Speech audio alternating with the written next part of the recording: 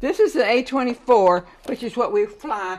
I was young, serving my country, and living the life that I wanted to live. The year was 1942, and the U.S. was fully involved in World War II. Nancy Kraut was in college then and already training to fly when she heard the government needed female pilots. I went down to the recruiting office and was inducted into the 4th class of what is now known as the Women's Air Force Service Pilots. The Women Air Force Service Pilots, as they were known, were made up of 1,102 women.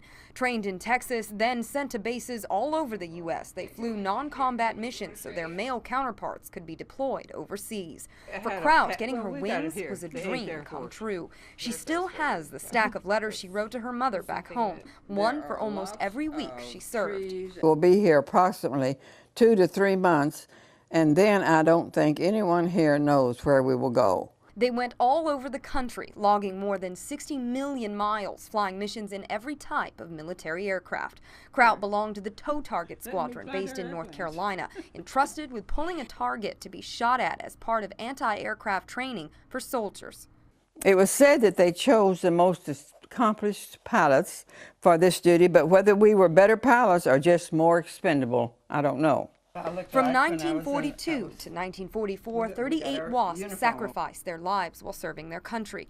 The women in the program were never granted full military status, and it was nearly 30 years before the federal government granted them veterans benefits. Kraut says any discrimination her and her pioneering military comrades dealt with was worth it.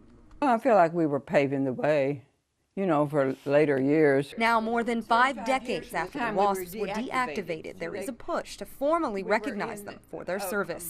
And I hope we will also accord the greatest honor that we can bestow as Congress. A bill introduced by Texas Senator Kay Bailey Hutchinson and sponsored by all 17 female U.S. senators would award the WASPs with the Congressional Gold Medal, an honor also bestowed upon the Tuskegee Airmen and the Navajo Code Talkers. It would be really nice for them to recognize us in that way. Kraut is hopeful she and the rest of the roughly 300 surviving WASPs will go to Washington soon. Kraut looks back on her days in the air with a fondness only her fellow pilots can truly understand. We were young and adventurous, and we never thought about the danger. There were planes that needed to be flown, and we were there to fly them.